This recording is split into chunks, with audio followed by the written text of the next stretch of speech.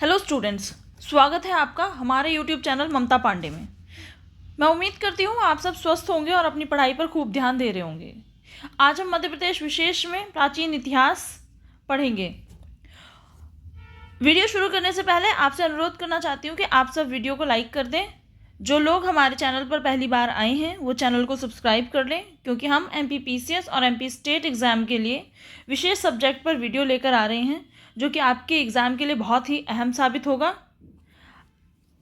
और आज 9 फरवरी है, आपका एग्ज़ाम 16 फैब को है। तो आपके एग्ज़ाम से 4-5 दिन पहले ही ये पूरी सीरीज़ कंप्लीट हो चुकी होगी, क्योंकि इसमें सिर्फ दो वीडियो और आनी हैं, 2 या 3 वीडियो, और उसके बाद फिर हम क्वेश्चन आंसर की सीरीज़ स्टार्ट करेंगे। तो चलिए स्टार्ट करते हैं पढ़ना। प्राचीन इतिहास, जो इतिहास की 3 शाखाएं हैं उसमें से हम पहली शाखा पढ़ रहे हैं प्राचीन इतिहास। मध्य प्रदेश का प्राचीन इतिहास हम पढ़ रहे हैं, ये तो आप सबको पता ही है, क्योंकि हम मध्य प्रदेश विशेष के बारे में ही पढ़ रहे हैं। तो प्राचीन इतिहास में से जो भी मध्य प्रदेश से रिलेटेड होगा हम उसे पढ़ेंगे। प्राग ऐतिहासिक काल के मुख्य बिंदु पढ़ते हैं। इस काल में एक पाषाण काल आता है जिसकी अवधि लगभग 2.5 लाख वर्ष पूर्व की बात कर रहे हैं। अब से 2.5 लाख वर्ष पूर्व। मुख्य स्थल इसमें हमारे को MP में मिलेंगे जो प्राचीन इतिहास से रिलेटेड हैं। भीमबेटका मिल जाएगा जो रायसेन में पड़ता है। आदमगढ़ मिलता है जो कि होशंगाबाद में पड़ता है, और होशंगाबाद का भी नया नाम है नर्मदापुरम।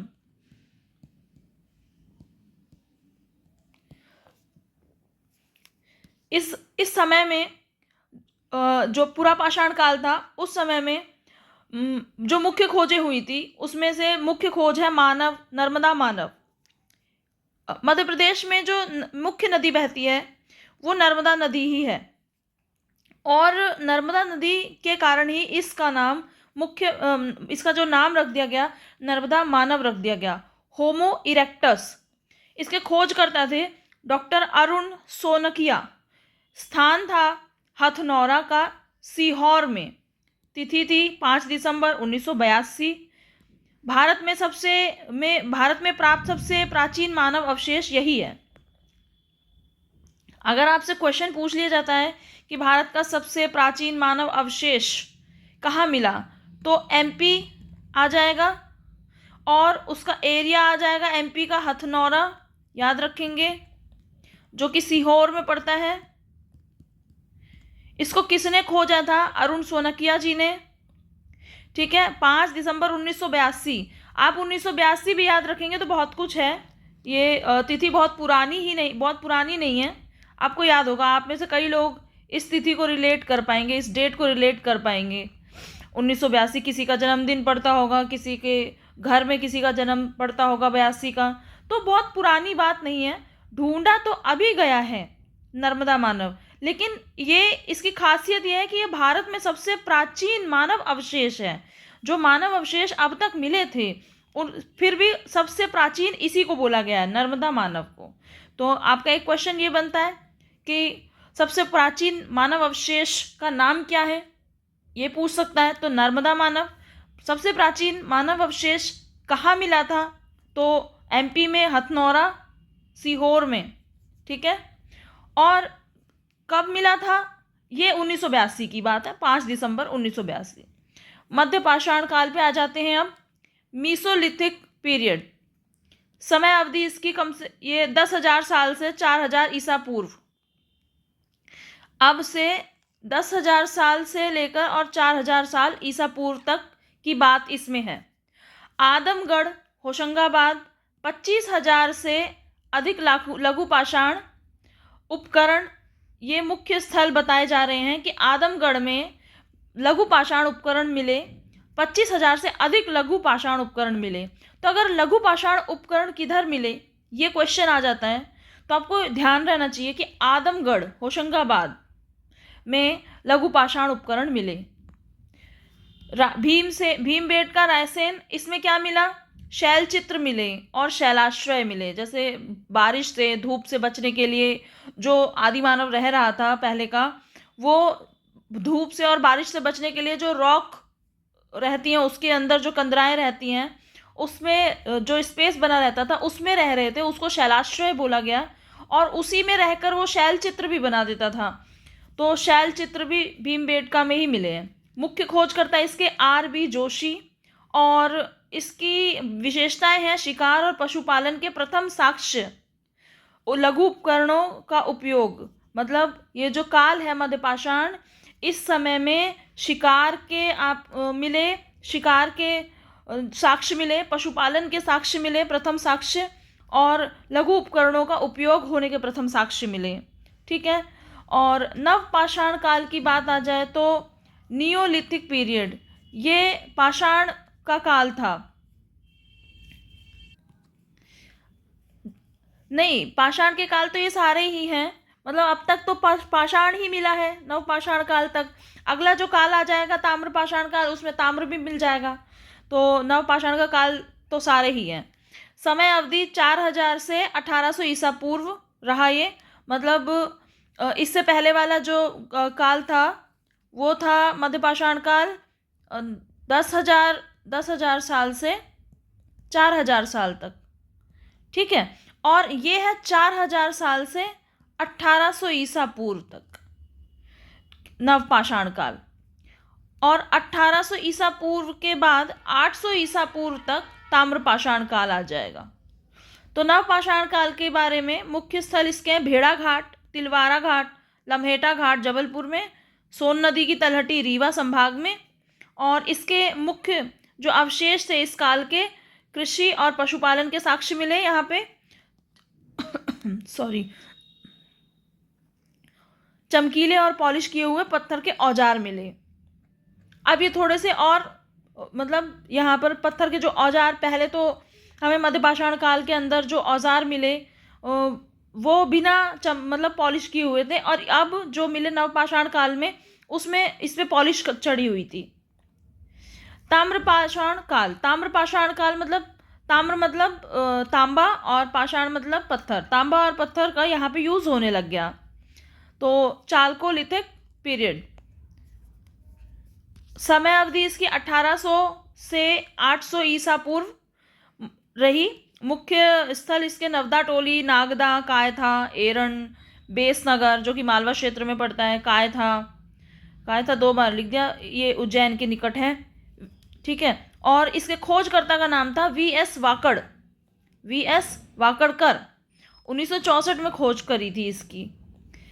इस काल की विशेषताएं हैं ताम्र उपकरणों का उपयोग, मिट्टी के बर्तन, चित्रित मृदभांड, मृदभांड मतलब मिट्टी के बर्तन ये थे लेकिन अभी चित्रित हो गए, इसके ऊपर इन्होंने कुछ ना कुछ चित्र बना दिया, चित्रकारी कर दी। नगरों का प्रारंभिक विकास इसी काल में हो गया था, ताम्रपाषाण काल में नगरों का प्रारंभिक विकास भी हो गया था। मध्य प्रदेश के प्रमुख पुरातत्वविद के बारे में पढ़ते हैं, कौन कौन थे, उनके नाम आप याद रखेंगे ताकि आपसे नाम पूछ लिया जाए तो आप क्षेत्र वाइज नाम बता सकें। तो नर्मदा घाटी, Mac Crown Supekar, R.B. Joshi, doctor H.D. Sankalia, A.P. Khatri, Subba Rao Peterson, ये सब नर्मदा घाटी इनका क्षेत्र था, यहाँ पे इन सब ने खोज करी। सोन घाटी में निसार अहमद नाम से जो पुरातत्वविद थे उन्होंने खोज करी। रीवा सतना में G.R. शर्मा थे। चंबल घाटी में A.P. Khatri, S.K. Srivastava, professor Wakadkar, ये चंबल घाटी के खोजकर्ता थे, पुरातत्वविद थे। ग्वालियर क्षेत्र B.B. लाल। ठीक है, तो आपको इन सब के नाम याद रखने हैं। कुछ और महत्वपूर्ण बिंदु, भीमबेटका विश्व धरोहर स्थल है। प्रागैतिहासिक काल शैल चित्रों का खजाना यहाँ पे मिला। कायथा ताम्रपाषाण संस्कृति का महत्वपूर्ण स्थल। अगर भीमबेटका के बारे में ज़्यादातर लोग जानते ही हैं, तो कायथा जो है ताम्रपाषाण संस्कृति का महत्वपूर्ण स्थल है, इसको ज़्यादा याद रखना। नर्मदा मानव आपको पता लग ही गया होगा कि ये सबसे प्राचीन था, मिला तो सबसे लास्ट में 1982 के टाइम में है, ये सबसे प्राचीन मानव अवशेष। ठीक है, और नाम इसका नर्मदा मानव इसलिए रख दिया गया क्योंकि मध्य प्रदेश की सबसे मुख्य नदी है नर्मदा। मध्य प्रदेश में वैदिक सभ्यता, शतपथ ब्राह्मण और वैदिकोत्तर साहित्य में रेवोत्तम का उल्लेख इतिहासकार वेबर इसे रीवा नदी मानते हैं। कुल कहने की बात यह है कि जो नर्मदा नदी को यहाँ पर रेवा नदी बोला जाता है, और इस बात का जो उल्लेख है वो कहाँ पर है, एक शतपथ ब्राह्मण और वैदिकोत्तर साहित्य, ये दोनों ही साहित्य ही हैं, वैदिकोत्तर साहित्य और शतपथ ब्राह्मण, इसके अंदर लिखा गया है कि जो नर्मदा नदी है इसको रेवा नदी कहा गया है और मानते हैं। और किसने कहा है? इतिहासकार का नाम है वेबर। वेबर इसे रेवा नदी नर्मदा मानते हैं। रेवोत्तरम का मतलब होता है रेवा नदी। तो जो इसके इतिहासकार थे उन्होंने इसे रेवा नदी बोल दिया और इनका नाम था वेबर। उत्तर वैदिक काल में निषाद जाति का उल्लेख ऐत्रेय ब्राह्मण में मिलता है। रेवोत्तरम का उल्लेख कहाँ मिलता है? शतपथ ब्राह्मण में। निषाद जाति का उल्लेख मिलता है ऐत्रेय ब्राह्मण में। और ये मध्य प्रदेश के घने जंगलों में रहते थे। कौन? निषाद जाति मध्य प्रदेश के घने जंगलों में रहते थे। प्रमुख पुरातात्विक स्थल एवं उनके साक्ष्य। नर्मदा रेवा नदी को वैदिक साहित्य में रेवोत्तरम कहा गया है। किसने कहा था? वेबर ने। वेबर, अभी हमने पढ़ा था। निषाद जाति का उल्लेख उत्तर वैदिक काल में मिलता है। उत्तर वैदिक काल में ऐत्रेय ब्राह्मण, अभी हमने पढ़ा था। बेस नगर में ग्रीक राजदूत हेलियोडोरस का स्तंभ मिला। भरहूत में बौद्ध स्तूप की खोज 1873 में अलेक्जेंडर कनिंघम ने की थी। नवदा टोली और प्रेरण से ताम्र पाषाणिक सभ्यता के प्रमाण मिले। भीमबेटका में प्राचीन मानव चित्रकला के साक्ष्य मिले। आदमगढ़ में चित्रकृषि और पशुपालन के प्राचीन प्रमाण मिले। हथनौरा में नर्मदा मानव और स्टेगाडॉन के जीवाश्म मिले। स्टेगाडॉन हाथियों से मिलती जुलती प्रजाति थी जो कि अब तो विलुप्त हो चुकी है। उसके भी जीवाश्म मिले यहाँ पर हथनौरा में, नर्मदा मानव और स्टेगाडॉन। अब कुछ ये तथ्य हैं जिसको आप याद रख सकते हैं, जैसे कि बेस नगर हेलियोडोरस स्तंभ, मतलब आप इसको आपको अरेंज करने के लिए दे सकते हैं वो। तो अगर आपको अरेंज करने के लिए बेस नगर, भरहूत, भीमबेटका, नवदा टोली, हथनौरा, आदमगढ़ आदि ये सब दे दिया और आपको ये सारे के सारे ऑप्शंस ऊपर नीचे करके दे दिए, तो आपको याद रखने हैं कि कौन किसका है। बेस नगर में हेलियोडोरस स्तंभ है, भरहूत में बौद्ध स्तूप है, भीमबेटका में शिलाश्रय चित्र है, नवदा टोली ताम्रपाषाणिक साक्ष्य मिले, हथनौरा नर्मदा मानव जीवाश्म मिला, आदमगढ़ कृषि और पशुपालन के प्रमाण मिले। महाजनपद काल 6ठी शताब्दी ईसा पूर्व। बौद्ध ग्रंथ अंगुत्तर निकाय और जैन ग्रंथ भगवती सूत्र में 16 महाजनपदों का वर्णन है। ठीक है, तो 16 महाजनपदों का वर्णन हमें कहाँ से मिलता है? अगर ये क्वेश्चन आ जाए तो अंगुत्तर निकाय और भगवती सूत्र, जो भी ऑप्शन हो आप उसे टिक करेंगे। और मध्य प्रदेश में अवंती और चेदी ये 2 महाजनपद थे। ठीक है, अवंती 2 भागों में विभाजित था, उत्तरी अवंती और इसकी राजधानी थी उज्जैनी, और दक्षिणी अवंती जिसकी राजधानी थी माहिष्मती। और जो चेदी था वो सोन और नर्मदा घाटी के बीच स्थित था। महाभारत काल में राजधानी इसकी शुक्तिमती थी। अगर आपसे शुक्तिमती कहाँ की राजधानी थी तो चेदी की राजधानी थी। मौर्य काल पर आते हैं। मध्य प्रदेश में मौर्य राज साम्राज्य का हिस्सा था। अशोक अपने पिता बिंदुसार के शासनकाल में 11 वर्षों तक अवंती का प्रतिपाल रहा मतलब अवंती का एक तरह से सेनापति जैसे होता है ना, प्रांतपाल, प्रतिपाल नहीं, प्रांतपाल, जैसे प्रांत को पालने वाला, तो वो थे अशोक।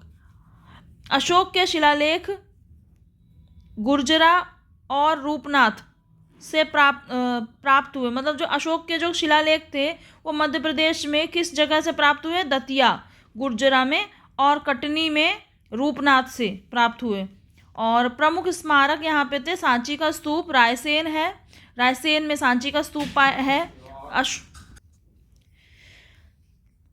ये अशोक द्वारा निर्मित सांची का स्तूप रायसेन में। तुमैन का स्तूप अशोकनगर में, अशोक ने अपनी पत्नी के लिए बनाया था।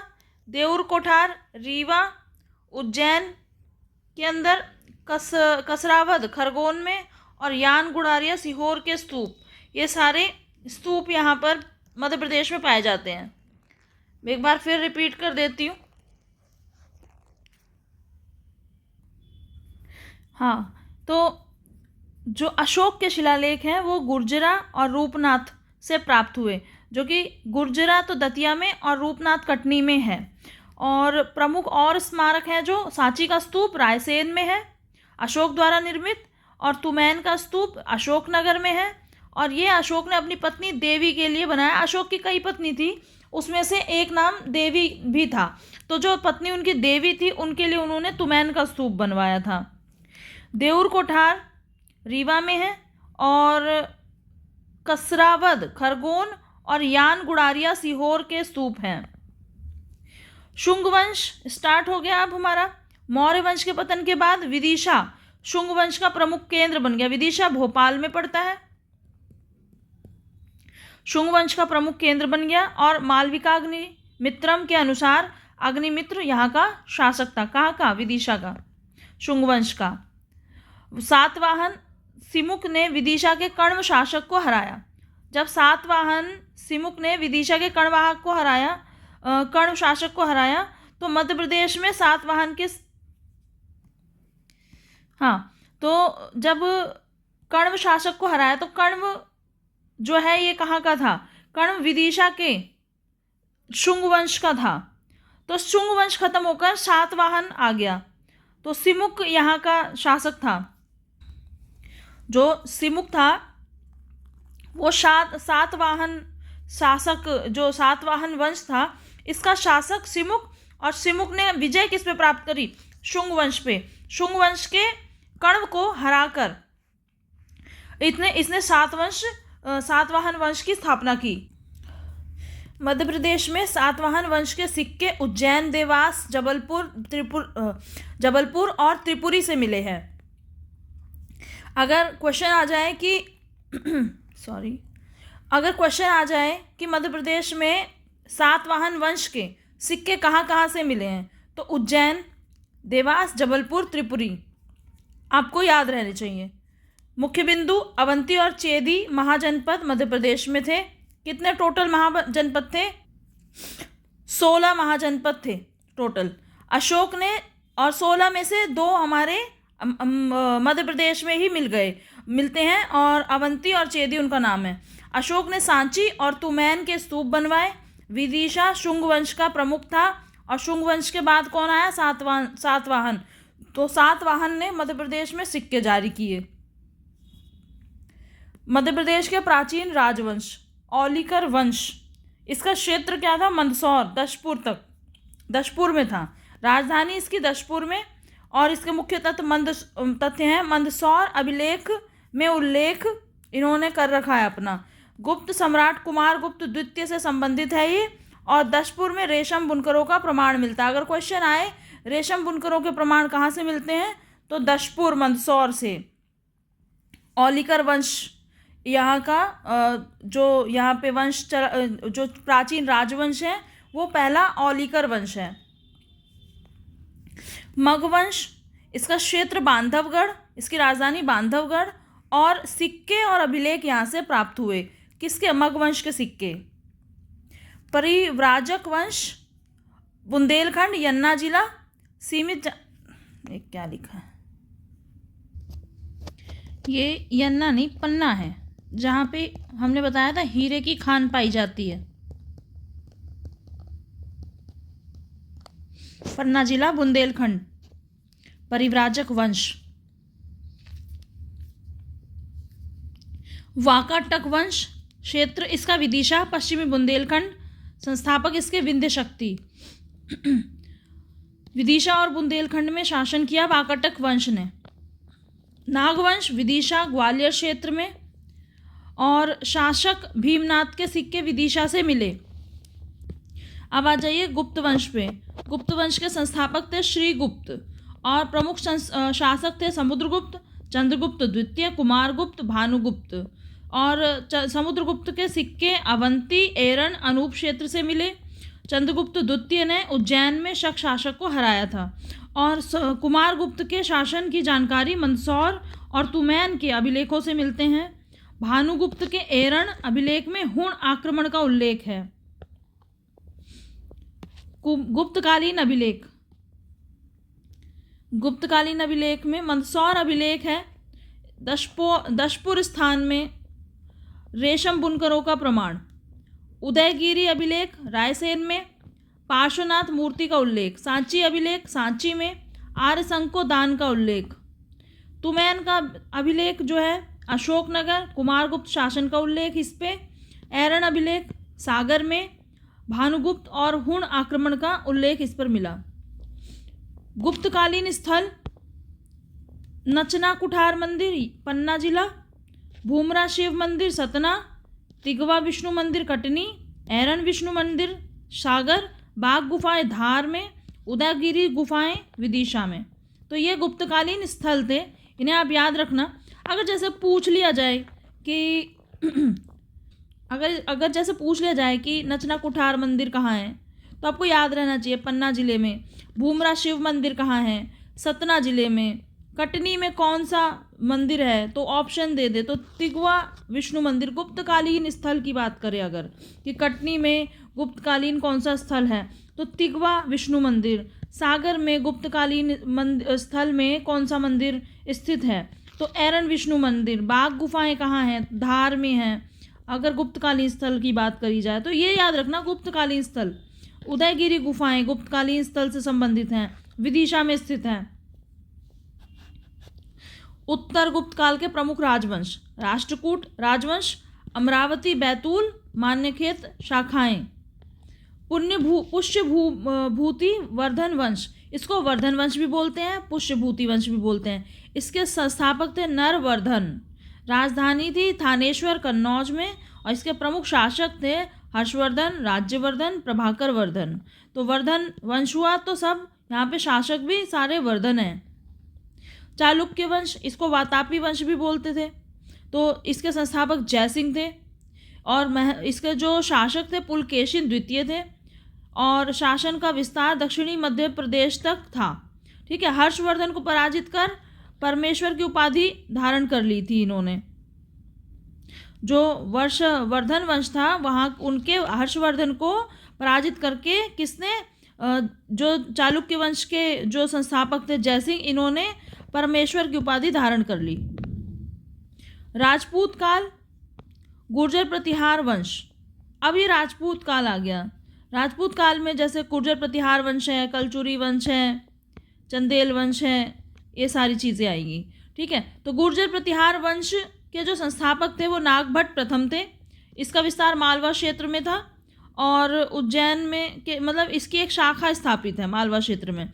मीर भोज का उल्लेख कहाँ मिलता है, अगर मध्य प्रदेश की बात करी जाए तो ग्वालियर के अभिलेखों में मिलता है। आजकल तो मीर भोज के बारे में आपने काफ़ी सुन रखा होगा, क्योंकि पीछे अभी 2-3 साल पहले कुछ गुजरों और जाटों के बीच एक कहासुनी चल रही थी फेसबुक पे, और व्लॉग के थ्रू, वीडियोस के थ्रू, सारे सोशल मीडिया पे। उन्होंने, जाटों ने बोला कि मीर भोज हमारे हैं, गुर्जर ने बोला मीर भोज हमारे हैं। तो आपको तो वैसे ही पता होना चाहिए कि मीर भोज का उल्लेख ग्वालियर के अभिलेखों में भी मिलता है, और वैसे भी बहुत कहीं मिलता है। लेकिन ग्वालियर की अगर बात, मध्य प्रदेश की बात करें तो ग्वालियर के अभिलेखों से मिलता है। ठीक है, कलचुरी वंश संस्थापक कोक्कल थे इनके। इसकी 2 प्रमुख शाखाएं थी, महिष्मती, त्रिपुरी। महिष्मती महेश्वर में और त्रिपुरी जबलपुर में स्थापित। सबसे प्रतापी शासक कर्णदेव, हिंद का नेपोलियन भी इन्हें बोला जाता था। तो कलचुरी जो वंश था, अगर उसका शासक का नाम पूछा जाए तो कर्णदेव तो याद ही रखना, और वो पूछेगा भी कर्णदेव के ही बारे में पूछेगा, जिसे हिंद का नेपोलियन भी कहते हैं। चंदेल वंश, जेजाक भुक्ति, संस्थापक इसके नन्नुक थे। राजधानी चंदेल वंश की खजुराहो थी, और जय शक्ति इनके नाम पर क्षेत्र को जेजाक भुक्ति भी कहा गया। यशोवर्मन खजुराहो में भव्य मंदिरों का इन्होंने निर्माण कराया। और अंतिम शासक इसके थे हमीर वर्मन। तो अगर आपसे क्वेश्चन पूछ लिया जाए भाई अंतिम शासक कौन है चंदेल वंश का, कौन था, तो हमीर वर्मन। ठीक है। खजुराहो में भव्य मंदिरों का निर्माण किसने करवाया? यशोवर्मन ने। जेजाक भुक्ति किसके नाम पर रख दिया गया? जय शक्ति के नाम पर रख दिया गया। परमार वंश मालवा। ठीक है। परमार जो वंश था वो मालवा में स्थित था। इसकी जो क्षेत्र था इसका मालवा था। इसके संस्थापक थे कृष्णराज और उपेंद्र। राजधानी इसकी उज्जैन थी और धार थी। महत्वपूर्ण शासक इसके जो थे वो राजा भोज थे। सबसे प्रसिद्ध शासक राजा भोज। सिंधु राज, श्री हर्ष, कृष्णराज और राजा भोज इसके शासक थे। धार किले का निर्माण इन्होंने करवाया। भोजशाला को संस्कृत अध्ययन का प्रमुख केंद्र बनाया। किसने बनाया? याद रखना आप, परमार वंश जिसने संस्कृत अध्ययन का प्रमुख केंद्र भोजशाला को, एमपी का जो भोजशाला है उसको संस्कृत का अध्ययन का प्रमुख केंद्र बना दिया।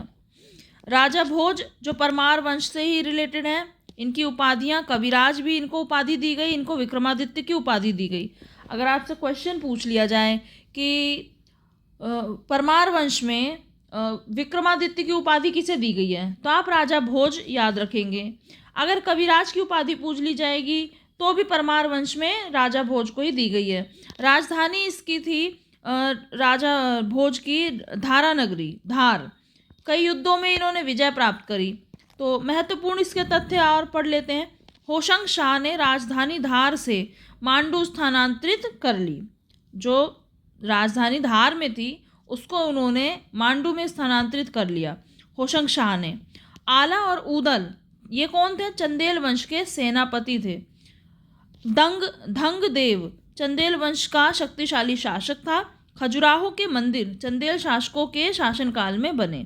अगर पूछ ले कि जो खजुराहो के मंदिर थे वो किसके शासन के काल में बने, तो चंदेल शासनकाल। आपको ऑप्शन दे दिए जाएंगे कई सारे और आपको चंदेल याद रखना रहेगा। तो चंदेल अगर दिया रहेगा तो उसको चंदेल को ही आप टिक करेंगे। आगर मालवा प्राचीन काल में परमार साम्राज्य की राजधानी थी। ये तो था हमारा आज का वीडियो। आज के वीडियो के विषय तो यहीं समाप्त हो गए।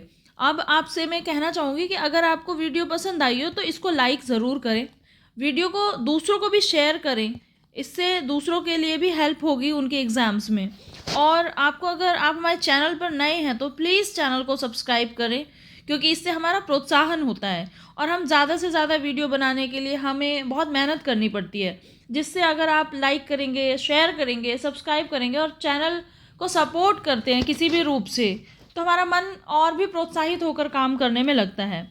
इसके लिए अगर आप वीडियो को लाइक कर चुके हैं तो मेरा आपको तहे दिल से थैंक्स करना चाहूँगी। अगर शेयर कर चुके हैं तो मेरा आपको थैंक्स है। और प्लीज़ वीडियो को, चैनल को सब्सक्राइब करें और फिर हम मिलते हैं नेक्स्ट वीडियो में। टिल देन जय हिंद, जय भारत।